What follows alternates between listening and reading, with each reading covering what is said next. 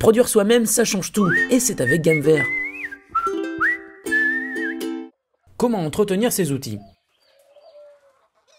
À un moment ou à un autre, il faut s'occuper de ces outils. Parlons efficacité. Cette bêche, oubliée au fond du jardin, et oui, ça arrive, perd en tranchant et la terre reste collée sur le fer. Je la mouille dans cette bassine d'eau, puis je frotte à la paille de fer, surtout à la base. Je peux éventuellement passer une brosse métallique contre la rouille. Après, je m'occupe du tranchant. Il a été abîmé sur des cailloux. Je le redresse avec un marteau, puis je termine par un petit coup de cale à poncer pour lui redonner tout son tranchant. Maintenant, il faut utiliser la bêche, ce qui finira de la nettoyer.